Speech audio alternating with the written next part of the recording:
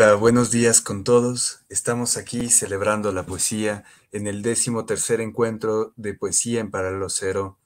Hemos tenido jornadas muy largas, muy extensas, repletas de emoción, repletas de intensidad, y llegamos a este punto cumbre también, que es el homenaje a una poeta tan necesaria, que ha ido construyendo su obra en base a la sentimentalidad y el reconocimiento del otro. Para mí es un gusto enorme estar aquí y poder presentar este espacio, poder dar paso a la enorme poeta de Portugal, Ana Luísa Amaral. Ana Luísa Amaral nació en Lisboa en 1956 y vive en Porto. Es autora de más de 30 decenas de libros, sobre todo poesía, pero también teatro, ficción infantil o ensayo. Ficción infantil o ensayo. Tradujo a autores como Emily Dickinson, William Shakespeare o Louis Gluck. Sus libros están publicados y traducidos en países como España, México, Colombia, Venezuela, Brasil, Inglaterra, Francia, Suecia, Italia, Alemania, Holanda, Eslovenia y Estados Unidos. Ha obtenido numerosos premios y distinciones en Portugal y en el extranjero, como el Premio PEN de ficción, el Premio Leteo y recientemente el Premio Reina Sofía de Poesía Iberoamericana en 2021. Es profesora jubilada de la Universidad de Porto y sus áreas de pesquisa son los estudios feministas, los estudios de género, las poéticas comparadas y los estudios queer. Qué gusto contar con una presencia tan grande en la poesía, que ha hecho tanto con la palabra, que ha ido fomentando estos espacios y dando voz a todos aquellos que atrás de un libro buscan un refugio. Y también vamos a tener en este espacio a la enorme poeta Lauren Mendinueta, que ella es la compiladora y traductora del libro que vamos a tenerlo a continuación aquí en este espacio. La verdad que Curvas Temporales es una antología poética que recoge una obra desde 1990 hasta el 2021. Qué gusto poder dar paso a Lauren Mendinueta y a Ana Luisa Amaral, nuestra poeta homenajeada del día de hoy. Gracias, Santiago. Gracias por la presentación. Qué emoción estar aquí en tu compañía, Ana Luisa. Qué emoción también para mí, Lauren. Qué grande emoción. Y también contigo, Santiago. Y bueno, yo no estoy en Quito. Tú estás en Portugal, no sé, Lauren. Estoy en Portugal, sí, estoy en Lisboa. En Lisboa, sí. Bueno, yo estoy en Porto, entonces en el norte. Estamos separados por 300 kilómetros, y Santiago está en Quito, Ecuador, ¿no?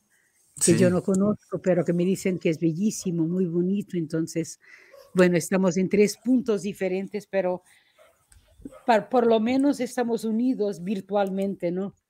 Y claro, y con la poesía, por la poesía y por la palabra.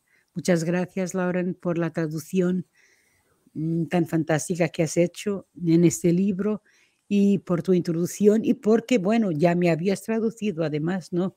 En Colombia tú fuiste, si no estoy en error, la primera persona que me tradució para español, pienso. Sí. Con Entre otras noches, se llamaba así el libro, que salió en Colombia. Qué maravilla. Esto es lo lindo de estos espacios, ¿no? De la virtualidad. Fuera de todo, hemos aprendido como a convivir con estos espacios, estando tan lejos, sentirnos tan cerca ahora y poder compartir este momento que es un momento muy especial para nosotros y muy especial para el Festival de Poesía en Para los Cero, porque tener una voz tan importante como es la de Ana Luisa aquí recibiendo un homenaje por parte del festival nos llena de mucha emoción, mucha alegría. Gracias a Lauren también por hacer posible este libro, esta antología, este proceso de conexión con la poesía de Ana Luisa. La traducción sabemos que no es un proceso sencillo, que es algo que se lo va trabajando y por eso muy agradecidos contigo, Lauren, también. A mí me gustaría poner el libro en pantalla, conocer a Curvas Temporales, esta antología poética que recoge la obra de Ana Luisa. Tenemos el libro publicado en la colección Monstruos. La colección Monstruos nace en el 2013, surge con la necesidad de homenajear a grandes voces e inaugura la colección Monstruos el poeta Juan Gelman, que fue el primero en publicarse en esta colección Monstruos, que va al sentido más figurativo de la palabra, que son monstruos que trascienden dentro del lenguaje. Así que es un gusto y yo quiero darles espacio a ustedes para poder establecer un diálogo. Lauren, eres la persona que conoce la obra de Ana Luisa, que la ha traducido, es decir, que conoces todos los pormenores y las trascámaras también que puede haber al momento de la traducción y al momento de acercarse a una obra. Entonces quisiera que empecemos a conversar un poco desde ahí, cómo se concibe la antología, cómo se concibe estas curvas temporales. Bueno, Santiago, bueno, también saludar a las personas que nos acompañan, por supuesto, allí que están atentas a la celebración de Ana Luisa Amaral en el Ecuador, que nos acompañan con su entusiasmo, con su amor hacia la poesía de Ana Luisa. La construcción de una antología como esta pasa primero por leer la obra completa de un poeta. Yo creo que eso es fundamental cuando nosotros vamos a hacer una selección de un poeta. No limitarnos a pedirle al autor, por ejemplo, Ana Luisa, por favor, mándame 50, 60 o 70 poemas. Por el contrario, lo que he hecho yo, y lo cierto es que yo la estoy traduciendo a ella desde el año 2012, lo que hemos hecho nosotras ha sido que Ana Luisa me ha dado todos sus libros, yo los he ido leyendo y de esa lectura he ido haciendo también la selección poética para construir esas antologías, ¿no? Esta es la segunda antología que yo organizo de Ana Luisa Amaral. Lo que el público latinoamericano debe saber, porque creo que es una particularidad de la literatura portuguesa y de la poesía portuguesa, es que las obras de los poetas portugueses son muy grandes. Se trata, en el caso de Ana Luisa, por ejemplo, su poesía reunida tendrá alrededor de 1.400 páginas, o 1.300, 1.400 páginas más o menos. Y es porque hablamos de más de 20 libros de poesía, tal vez muchos más que 20, a lo largo de su vida literaria, ¿no? Ana Luisa comienza a publicar cuando tiene 33 años, no comienza a publicar muy joven como acostumbramos. A veces la mayor parte de los poetas comenzamos publicando libros en nuestros primeros 20 años, ¿no? En el caso de Ana Luisa, sus publicaciones empiezan a partir de los 33 años. Y desde ese momento, por supuesto, ha publicado casi anualmente un libro. Eso lo vemos en una progresión constante, ¿no? de su poesía. El último de ellos es el titulado Mundo, fue publicado este mismo año y tuve la suerte de encontrarnos, bueno, porque pude acompañarla a la recepción del premio Reina Sofía, pude recibir el libro, así que también esta antología que se publica en Ecuador incluye incluso poemas de Mundo, o sea, poemas que se publicaron en el mes pasado aquí en Portugal. Es una primicia absoluta. Es un libro bellísimo.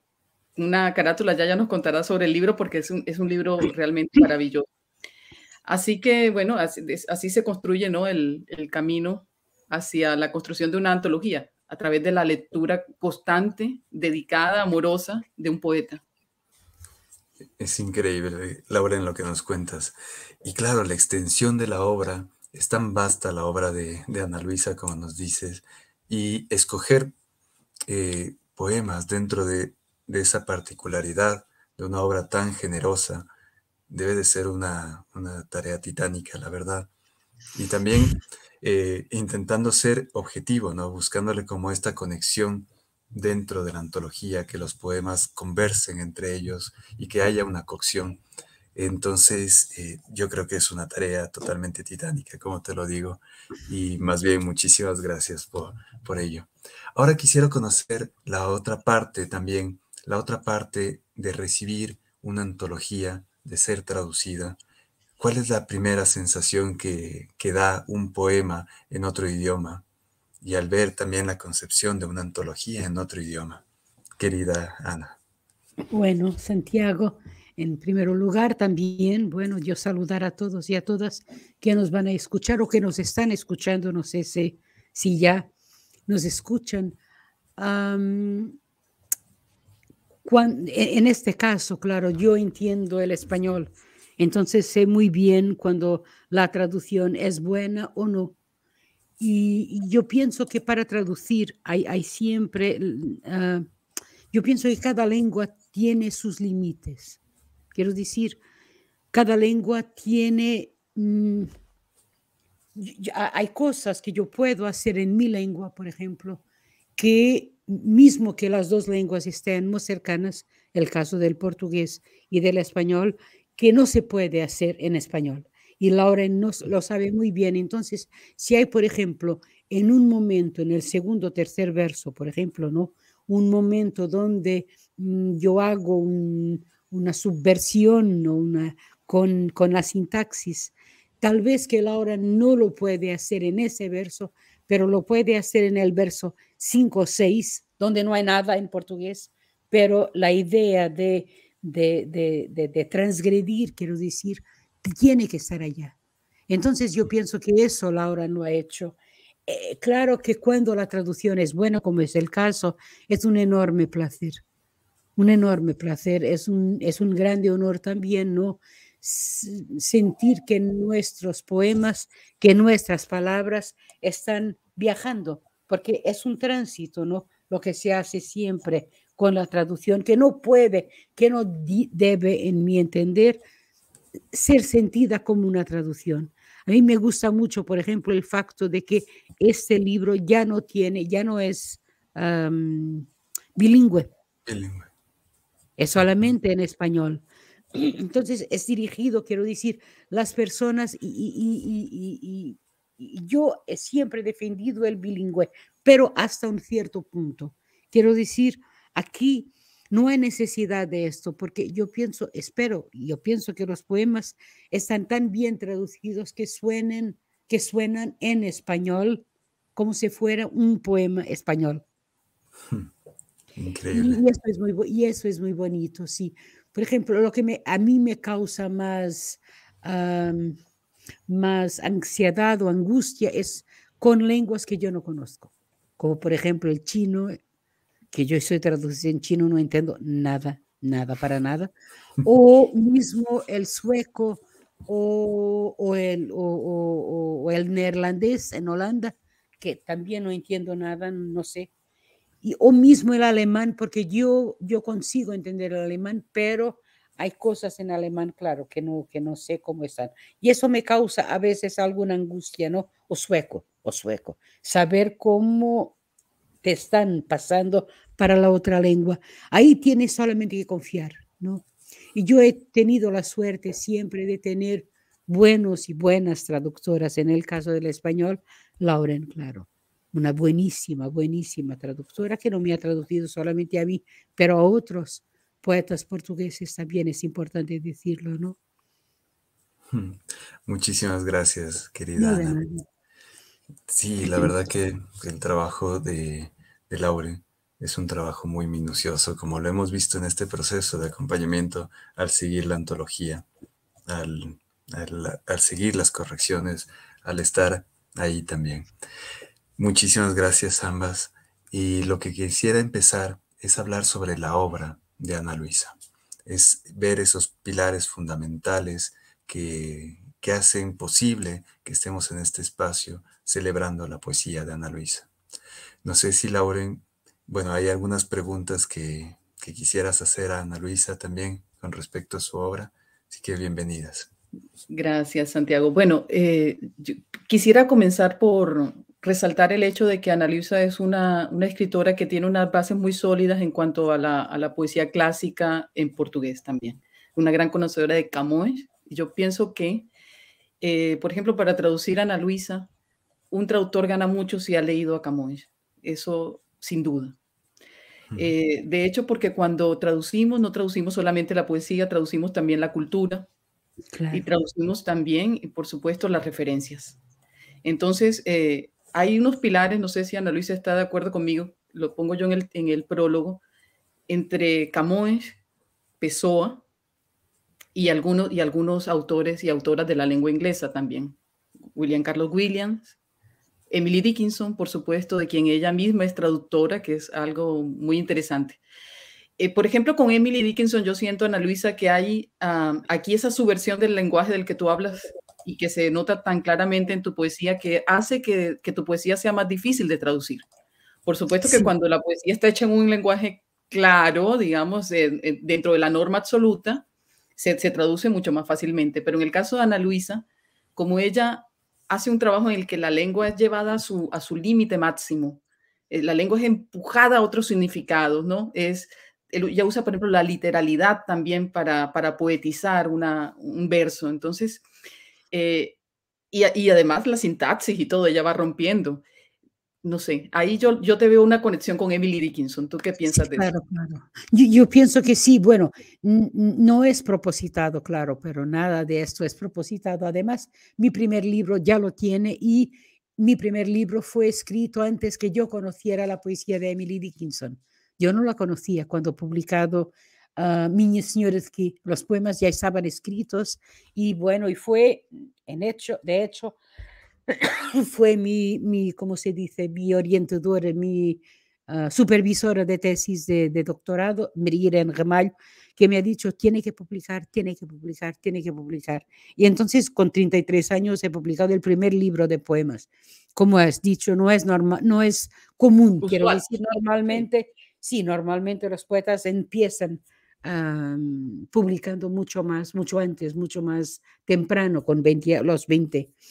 Y bueno, yo no conocía, como te dijo Emily Dickinson, pero a mí me parece siempre, perdón, mucho más no sé si la palabra interesante es la mejor palabra, quiero decir la subversión que la transgresión, porque la transgresión de alguna forma es algo abierto, explícito, pero la subversión es una versión que escribes, disculpa, yo voy a tener que, tengo que tossir, Sí, traduzir. no No te se preocupes, preocupe. querida Ana. ¿Posso ir buscar un copo de agua? Sí, claro que sí, no te preocupes. Y ustedes después editan. No te preocupes. Ahora Bueno, voy vamos a a coger un aprovechar. copo de agua. Sí, bueno, yo tenía un poema de nuestra Sí, enorme poeta aquí a la mano y quería aprovechar para leerlo porque es un poema que siento que está muy ligado a toda su obra y es Tierra de Nadie. Ah, Entonces, sí. sí, bueno, ya está. sí, Entonces, claro. lo que yo decía es que Ujú. la subversión, la transgresión es algo explícito, pero la subversión es una versión que se escribe am, debajo de la versión original, quiero decir, de la Mm. versión autorizada, ¿no? Entonces, por ejemplo, tú puedes usar la Biblia, tú puedes usar lo canónico para corroer el canónico, ¿no? Es como una implosión, es un efecto de implosión y no de explosión. La transgresión explode, hace explodir, pero la subversión hace implodir. No se ve, no es tan visible, pero está allí, pero está allí. Entonces, tal vez, no sé, pero lo que me dicen las personas que me traducen, mucho más, por ejemplo, la pobre Margaret Chulcosa, que es una maravillosa traductora para inglés, porque para inglés es mucho más complicado, ¿no?, que para una lengua románica como la nuestra, español o portugués, es que aparentemente es una poesía fácil. Quiero decir, habla de patatas, de cebollas, tiene estas cosas, ¿no? Así, ¿no? Ujú. Ursos, ¿no? Orsos, libros, la mesa, no sé qué, esas cosas, pero después, claro, es el lenguaje, pero no es propositado, como dijo, yo no pienso, ahora voy a hacer un trabajo de subversión, eso sale así, ¿no? Eso es natural, en mí siempre se pasó así. Bueno, y es difícil, pienso, para traducir, porque es solamente en la primera lectura que hay esta facilidad aparente de traducción, pero no, no es fácil. Y Lauren lo sabe muy bien porque, bueno, me traduce, ¿no? No sé, con Emily Dickinson, claro, bueno, pues para mí Emily Dickinson es una de las tal vez la más grande poeta mujer en lengua inglesa. Después tengo otros, claro, William Blake, William Shakespeare, que yo, bueno, que yo amo así. Yo pienso que la pasión es algo absolutamente fundamental. Yo no sé, yo pienso que fue Lauren que habló que utilizó el adjetivo amorosa, una relación amorosa con la palabra. Y yo pienso que eso es muy importante, que hablemos de amor, que hablemos de pasión, cuando se escribe o cuando se traduce. Yo pienso Absolutamente. que eso es absolutamente fundamental. O cuando se habla del mundo también, claro, y de los otros, porque el odio solo genera odio, nada más. Al paso que el amor, y cuando se habla de amor, no es solamente el amor romántico, es el amor en el sentido de lo de compartir con el otro, con lo que está al lado de nosotros, ¿no? Y que a veces ni mismo vimos. Es increíble lo que está diciendo Ana. No, no Y sé. es verdad, el reconocimiento al otro, ese otro con mayúscula, ¿no? Ese otro que nos circunda, el prójimo, el próximo. Claro. Y se ve mucho en la obra, en lo cotidiano que maneja Ana Luisa dentro de sus poemas, esta responsabilidad que existe en darle voz a estos otros. Entonces, quisiera también ir enfocando un poco esto con respecto al constructo social que está amparando la poesía de Ana Luisa.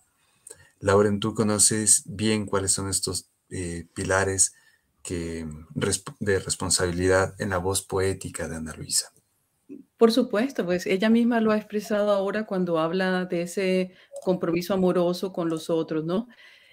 Aquí, sobre todo en los últimos años, apareció mucho la figura de, por ejemplo, aquellos que están obligados al éxodo, ¿no? Aquellos que están en las balsas, aquellos que llegan en una balsa al nuevo mundo y que vienen desprotegidos de todo y que en su poesía hacen una especie de oración, que clamando, tú sabes, lo más básico, que es como la empatía, la piedad, ¿no? Ese reconocimiento de humanidad está constantemente presente en la poesía de Ana Luisa. Pero la poesía de Ana Luisa es una poesía que conversa con ella misma. Eso es algo que me gusta mucho y que me parece también marca esa singularidad dentro de su obra poética. Es decir, los temas en ella regresan porque ella vuelve a retomarlos de un libro para otro, ¿no? No sé, un poema, hay una relación entre los poemas en el que incluso un nuevo poema años más tarde puede llevar un epígrafe suyo que se refiere a un poema de un libro anterior. Es verdad. Eso es algo bastante original, llamémoslo de esa manera, ¿no? Esa conversación interior en la poesía de Ana Luisa. Ana Luisa, tal vez tú nos debas hablar un poco sobre esa particularidad de tu diálogo. Y antes de pasarte la palabra, quiero decirte que es una de las razones por las que yo elegí ese título para la antología, Curvas Temporales, porque en tu poesía no hay una línea. No podemos hablar de comencé aquí, terminé aquí. Hay curvas, o sea, el tiempo es móvil. De cierta manera, también lo sé que cuando construyes los libros, hay poemas que pertenecen a épocas diferentes y que se encuentran dentro de ese libro, ¿no? Tal vez escribiste un poema 7 años antes y lo encuentras con un poema que escribiste ayer y están bien juntos y los reconcilias y los haces presentes en un libro, ¿no? Entonces, yo creo que el título de Curvas Temporales, que es el título de un poema tuyo, es perfecto para la antología. Y además también porque tú tienes ese interés por la parte científica también, por esos fenómenos de lo científico, ¿no? De la implosión, los átomos, aparecen algunas fórmulas, inclusive de la física, que a ti te encantan y que las encuentras bellas y poéticas. Sí, bueno, es fantástico lo que has dicho, Lauren. Es verdad que la física teórica, que todo esto, bueno, que claro que me encanta, porque en primer lugar, porque yo sé muy poco. Bueno, nosotros sabemos todos muy poco, ¿no? Nosotros, en verdad, no sabemos nada. Lo que sabemos es ínfimo. Solo ahora se está comenzando a descubrir, a saber un poco, por ejemplo, del funcionamiento de nuestro cerebro. Pero lo que se sabe es casi nada. Las potencialidades, lo que el cerebro hace, todo esto, bueno. Entonces, y si esto se pasa con el cerebro, lo que no se pasa con el universo. Yo pienso que la poesía ha siempre sabido de estas cosas antes de las teorías. Me acuerdo de un poema maravilloso de Emily Dickinson que dice, más vasto el cerebro que el cielo. Entonces, ella pone los dos, cerebro y universo, lado a lado, ¿no? Como si fuera un universo el cerebro. Es un poema maravilloso, precioso. Bueno, pero para contestar un poco, ¿no? a lo que preguntas de la ciencia y de la forma como las curvas temporales. Bueno, me encanta el título, porque en verdad el tiempo es una construcción nuestra, ¿no? Y el tiempo es móvil, de facto, de hecho, ¿no? Quiero decir, mira, mismo cuando se habla en el tiempo psicológico y el tiempo real, el tiempo es siempre psicológico. Quiero decir siempre, porque cuando si es niño, por ejemplo, el tiempo demora mucho, las tardes demoran mucho, mucho, mucho tiempo a pasar, pero cuando se tiene la edad que yo tengo, por ejemplo, claro, nuestra relación con el tiempo es totalmente diferente, totalmente diferente. Todo es mucho rápido, mucho. Y ahora mismo vivimos y ese es un problema muy grande, vivimos en una sociedad donde todo tiene que ser extremadamente rápido. La velocidad caracteriza nuestra sociedad hoy. Y esa característica no es para mí la mejor. No es muy mala porque, por ejemplo, la poesía, el pensamiento, la arte necesita tiempo. Necesitamos tiempo para irnos al mar, por ejemplo, y nos quedarnos ahí, o al mar, o a la montaña, donde fuera, ¿no? O una calle mismo, o solamente un café, y nos sentar ahí, y estarmos ahí como no haciendo nada, como solamente mirando, solamente, y a veces, cuando se es poeta, por ejemplo, y a veces y se está así como 1 hora o 2 horas, ¿no? Y a veces, si se tiene suerte, si se tiene, podemos ser visitados por un verso. Puede ocurrir la visitación. Si todo está si las estrellas o los astros están bien alineados, esto puede suceder. Pero escribir poesía, a veces me dicen, ay, ¿por qué escribir poesía? Porque es algo tan cortito, ¿no? No es una novela que tiene 300, 400 páginas, ¿no?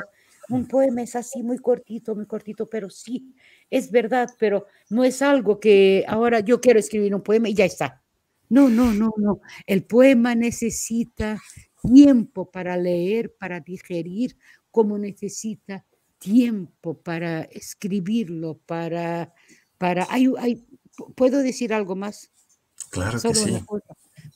Hay otro poema de Emily Dickinson que a mí me encanta, y que es un poema que dice más o menos esto. Te escojo, pregunta la poeta a la palabra propuesta. Quédate allí con las candidatas porque voy a pensar mejor. Entonces, esto es el momento en que el poeta o la poeta va a escoger la palabra, ¿no? Va a escoger, quiero decir, es el momento un poco también racional, si quieres, ¿no? Bueno, la poeta va a la filología y cuando está casi a punto de escoger la palabra, entra, dice el poema, entra ese pedazo de visión. That portion of the vision. Y ese pedazo de visión es aquello que llamamos, pienso yo, inspiración. Y que no se explica. Y que es inexplicable. No se puede explicar. ¿Por qué tú pones esta palabra ahí al lado de la otra? ¿Por qué? No se sabe por qué. Yo no sé por qué, yo no sé explicar. Y entonces es como la música, que tú tampoco explicas, ¿no? Como Satie, bueno, como los compositores, por ejemplo, ¿no? Consiguen poner esas notas juntas y crear algo bello, porque ya no se habla también mucho de belleza, desafortunadamente, ni de belleza, ni de amor, ni de solidaridad, ¿no? O entonces la solidaridad, por ejemplo, la palabra solidaridad se volvió de alguna forma una palabra vacía, hay palabras que de tanto ser usadas se han espaciado de su verdadero sentido, ¿no? Yo no sé, perdónenme porque yo pienso que estoy hablando de muchas cosas diferentes, pero al final No, todas están conectadas, ¿no? Y no, por eso tal vez también en ese libro Nuevo Mundo, yo tengo un poema sobre la hormiga, yo tengo un poema sobre la cienpés, yo tengo un poema sobre la abeja, yo tengo un poema sobre esas cosas pequeñitas, ¿no? Que existen en el mundo y que forman el mundo tanto como nosotros, porque nosotros somos hechos en verdad de la materia, de la misma materia que las estrellas están hechas. Y si revisitar mi poesía, por ejemplo, yo tengo un poema que se llama La verdad histórica. Mi filha partiu uma tigela na cozinha.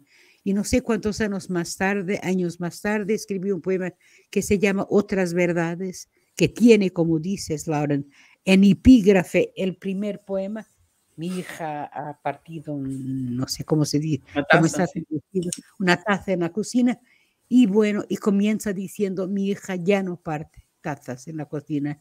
Y es un poema, bueno, pero como te digo, no es algo pensado, es algo que, bueno, que viene así. Es bellísimo. Muchas gracias, Ana, lo que nos De estás nada, no, contando. perdona que fue todo un poco así. No, no, no, no. Y Y creo que todas las personas que nos están escuchando la estábamos y pasando claro, muy, muy bien. y sabe, y hay otra cosa. Además, por ejemplo, aquí, como Laura ha dicho, los que vienen del Mediterráneo, ¿no?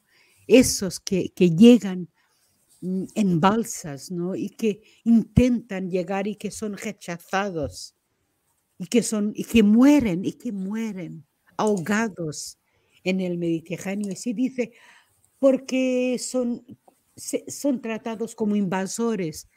No hay nadie, no hay persona alguna, pienso, disculpen por mi español, porque no sé si se dice eso, no hay ninguém, Lauren, como es Nadie, que sí? nadie.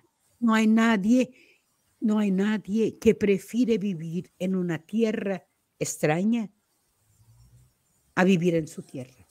Yo pienso, porque si tú hablas con, por ejemplo, un inmigrante, ¿cuál es su sueño, su grande sueño? De volver a su tierra, siempre. Porque en su tierra tiene sus raíces. Bueno, su tierra, claro que nuestra tierra es el planeta, naturalmente. Pero claro, en Quito, Ecuador, las personas de Quito tienen sus raíces, como los portugueses tienen sus raíces. Entonces, para huir de tu país, de tu lugar, para enfrentar ese mar, para enfrentar el peligro de seres muertos, ¿no? De morir, es que la situación tiene que ser muy desesperada, ¿no? Y nadie escoge el sitio donde nace. Nacer donde se nace es un azar, ¿no? Las personas que han nacido en Siria no pidieron para nacer en Siria, ¿Verdad? pero nacieron allá. Podía ser uno de nosotros, ¿no? Ana, la verdad que yo me quedo encantado con todo lo que estás diciendo y me hace pensar mucho también en el título del libro, ¿no? Es decir, cómo la historia también, todos estos grandes fenómenos migratorios se repiten a lo largo de la historia y se vuelven una gran preocupación a lo largo de la historia, ¿no? Es decir, el ser humano siempre se encuentra en estos procesos migratorios que no necesariamente se acogen a, a un deseo, sino más bien a una necesidad primordial por salvaguardar, como bien lo has dicho.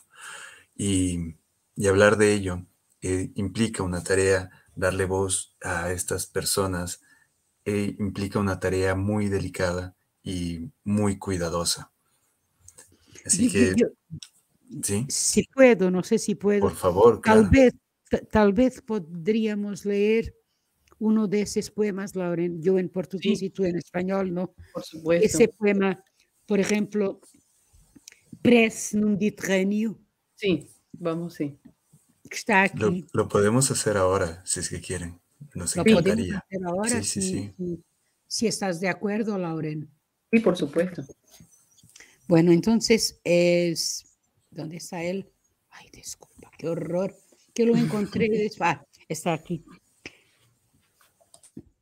Prece no Mediterráneo, y que es un poema, claro, que tiene a ver con el milagro del pescado, de los peces y del pan. ¿Se dice así? Sí, tal vez, sí, así, sí, tal cual, Bueno, perfecto. bueno, y aquí, claro, es la voz, porque no sé si bueno, es la voz de los refugiados. Prece no Mediterrâneo. Em vez de peixes, Senhor, dai-nos a paz.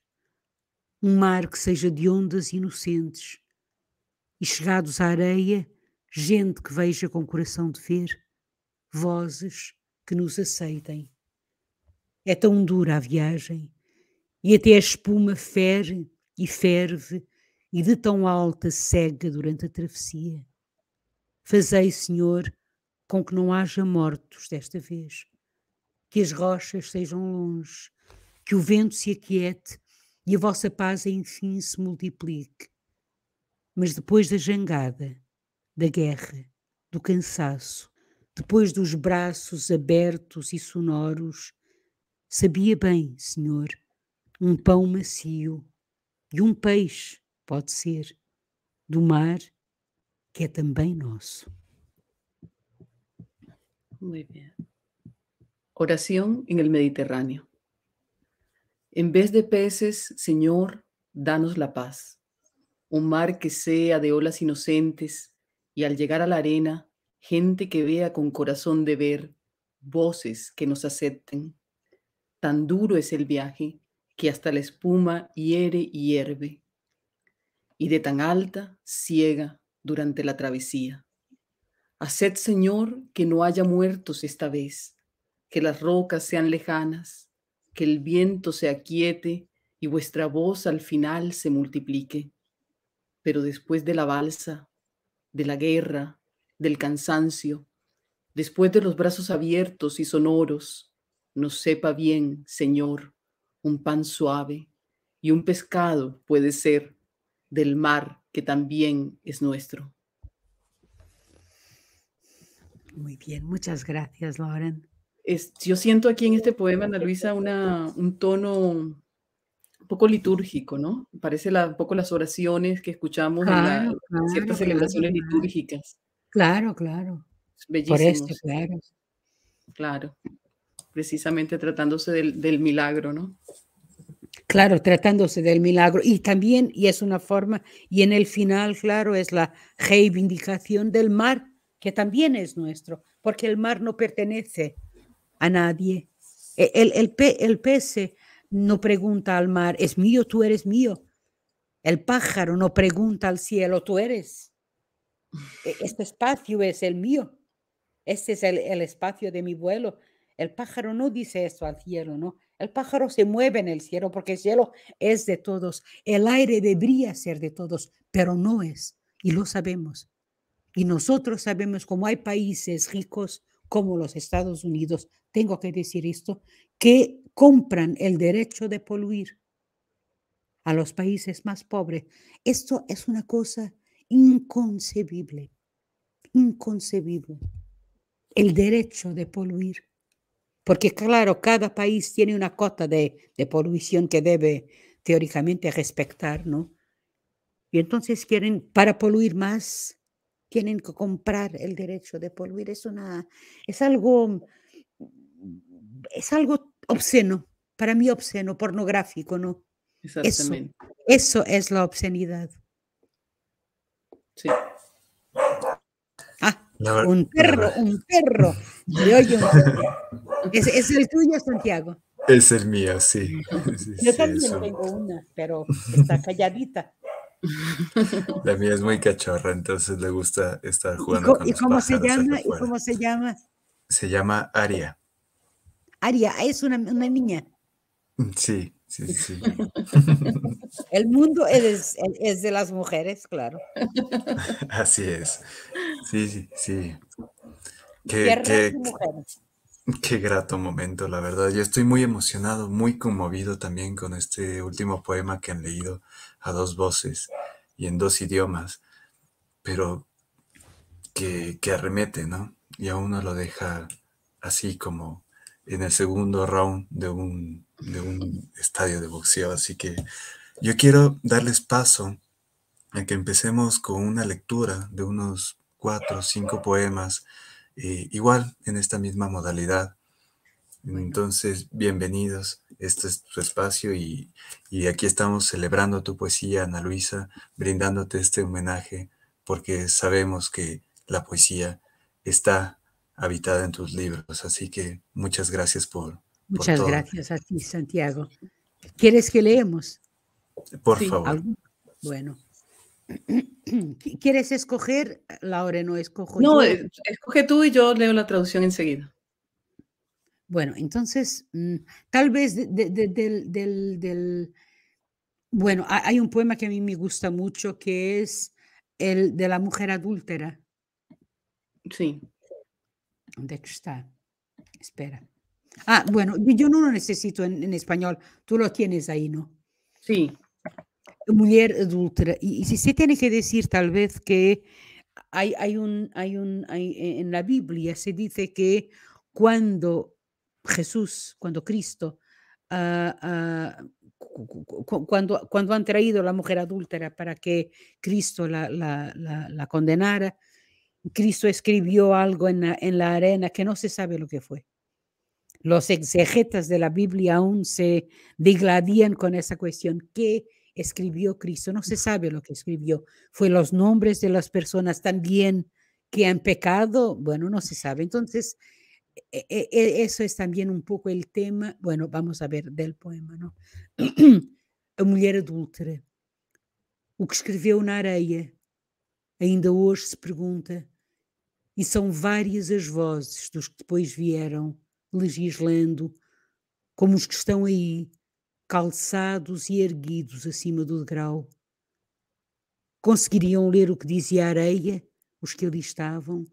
Soube-o ela, as suas mãos cruzadas sobre o ventre, a cabeça inclinada gentilmente? Ou souberam-no as pedras, que se vêem ainda pelo chão, aos pés dos fariseus e dos escribas? As pedras que não morrem, mas possuem o poder de matar mulheres ainda hoje. La mujer adúltera. ¿Qué escribió en la arena? Se pregunta todavía hoy, y son varias las voces de los que después llegaron, legislando, como los que están ahí, calzados y erguidos sobre el peldaño. ¿Lograban leer lo que decía la arena los que allí estaban? ¿Lo supo ella? Sus manos cruzadas sobre el vientre, la cabeza inclinada gentilmente. ¿O lo supieron las piedras que todavía se ven en el suelo, a los pies de los fariseos y los escribas? Las piedras que no mueren, pero poseen el poder de matar mujeres, incluso hoy. Muchas gracias, Lauren. ¿Quieres leer La hormiga? Sí, claro. Bueno. A formiga, peregrinatio. Ao longo do jardim, caminha à contramão das outras caminhantes. As antenas astutas, vida amarga, ultrapassagens bruscas. De vez em quando, ressalto de colina no verde pavimento que ela contorna como soldado, rasa. Neste momento, não sei se o oxigênio lhe falha. Exilada do ar, faz arquejar o corpo e fica como estátua, a sedução mais pura à sua frente. Semente pequeníssima que ela transporta agora tão esforçada e delicadamente, futura refeição para família, amigos, como ela, peregrinos do quase nada, a sua gente. La hormiga, peregrinatio. A lo largo del jardín camina a contramano de las otras caminantes, las antenas astutas, vida amarga, adelantamientos repentinos. De vez en cuando, prominencia de colina en el verde pavimento que ella contorna como soldado, raza. En este momento no sé si el oxígeno le falta, exiliada del aire, le hace jadear el cuerpo y queda como estatua, la seducción más pura frente a ella. Semilla pequeñísima que ella transporta ahora tan esforzada y delicadamente, futura comida para familia, amigos, como ella peregrinos de casi nada, su gente. ¿Podemos leer un poquito más largo? Sí. Hay un que me gusta mucho la traducción también, que es Pequena Ode, em anotação quase biográfica.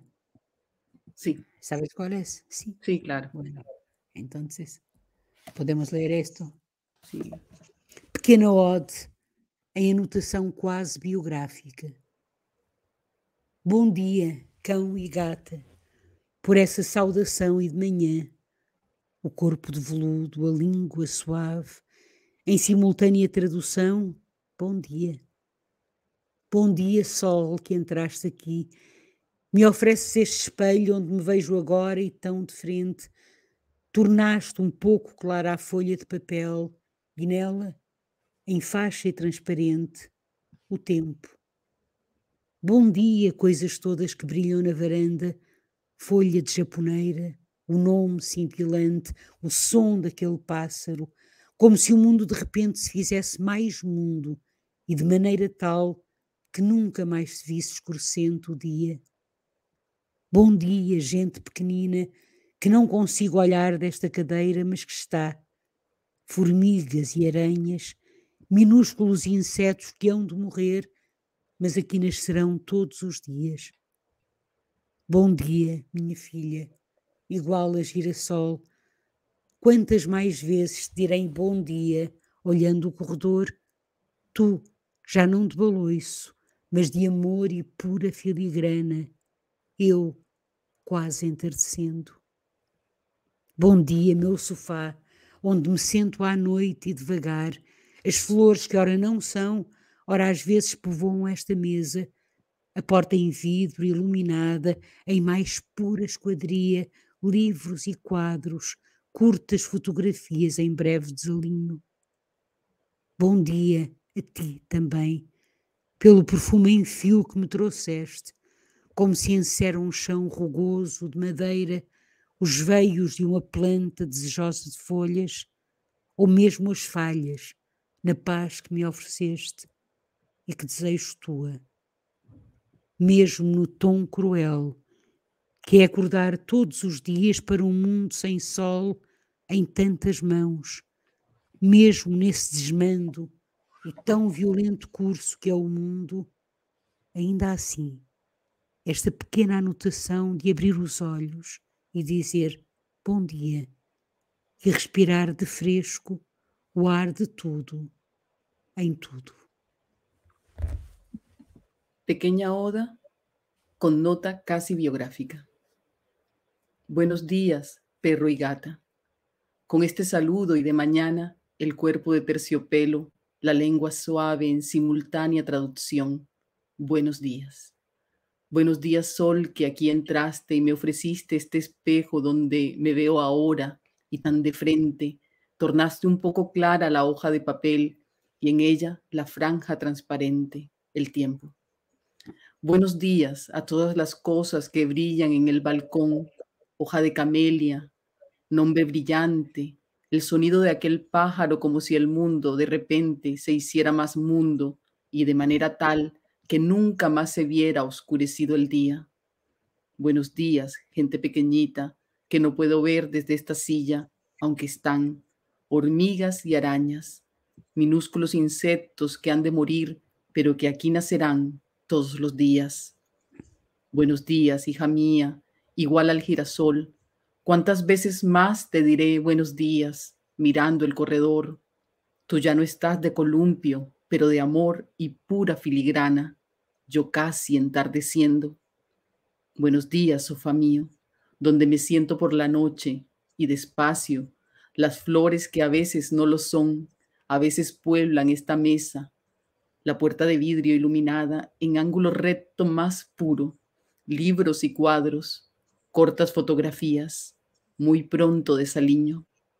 Buenos días para ti también, por el perfume continuo que me trajiste, como se encera un piso rugoso de madera, las vetas de una planta ávida de hojas, o hasta las fisuras de la paz que me ofreciste y que yo deseo tuya.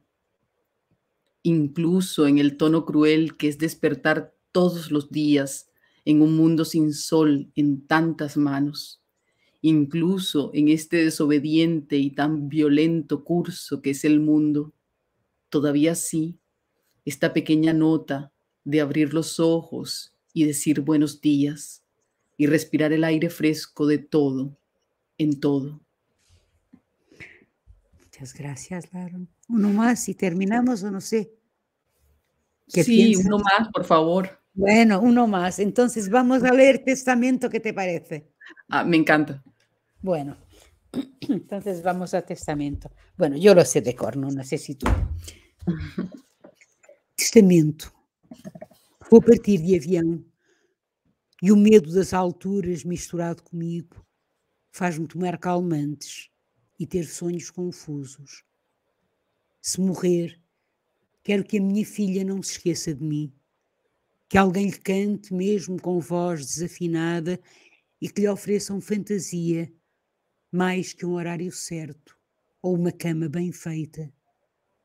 Deem-lhe amor e ver dentro das coisas, sonhar com sóis azuis e céus brilhantes, em vez de ensinarem contas de somar ou descascar batatas. Preparem a minha filha para a vida, se eu morrer de avião e ficar despegado do meu corpo e for átomo livre lá no céu. Que se lembre de mim, a minha filha, e mais tarde que diga à sua filha que eu voei lá no céu e fui contentamento deslumbrado ao ver na sua casa as contas de somar erradas e as batatas no saco, esquecidas e íntegras. Testamento. Voy a partir en avión y el miedo a las alturas liado conmigo me hace tomar calmantes y tener sueños confusos. Si yo muero, quiero que mi hija no se olvide de mí, que alguien le cante, incluso con voz desafinada, y que le ofrezcan fantasía antes que un horario estricto y una cama bien hecha. Denle amor y el ver dentro de las cosas, soñar con soles azules y cielos brillantes, y en vez de enseñarle a bien sumar y a pelar papas, preparen a mi hija para la vida. Si yo muriera en un avión, quedara desligada de mi cuerpo y fuera átomo libre en el cielo, que se acuerde de mí, mi hija, y más tarde que le diga a su hija que yo volé allá en el cielo y me torné deslumbrada alegría, y al ver en su casa las sumas cerradas y las papas olvidadas en el saco, intactas. Muchas gracias. Es bellísimo esto que hemos estado viviendo el día de hoy. Gracias, Ana Luisa. Gracias, Lauren. Gracias, Lauren. No, la verdad que nosotros podríamos pasar escuchándolos por muchísimo más tiempo. Ahora también un tema de la virtualidad es que nos limitan los espacios y los tiempos. Así que yo les quiero agradecer y celebrar tu poesía, Ana Luisa. Celebrar esta tarea, esta labor con la palabra que nos has mostrado el día de hoy, una pequeña parte de tu obra y una pequeña parte de esta obra tuya que es tu vida. Así que muchas gracias. Celebramos desde aquí tu poesía. Y gracias, Lauren, por esa labor incansable también. Gracias, Santiago. Gracias, Ana Luisa, por permitirme el honor, el privilegio de acercarme a tu poesía, de ser tu traductora, que es un acto de amor para mí, que me hace muy feliz realmente tener ese privilegio. Muchas gracias por la invitación y un abrazo para los otros poetas que están participando en el festival de manera virtual y también de manera presencial, amigos y amigas que están allí en el Ecuador, y por supuesto para Javier, un abrazo muy, muy grande de gratitud y de cariño para él. Así bueno, es. Y gracias a todos también. Gracias, Lauren. Gracias, Santiago. El placer es mío, Lauren, y el privilegio también. Y gracias también, como ha dicho Laura, a todos y a todas poetas que están allá, y a Javier, que se sienta, que se quede mejor, porque que todo se pase bien con él. Muchas gracias. Todo irá bien. La poesía siempre nos acogerá y eso es lo importante. Gracias por este espacio, de verdad, muy conmovido y agradecido con ustedes. Muchas gracias, yo. Muchos abrazos, cuídense mucho, nos estaremos viendo pronto. Cuídense.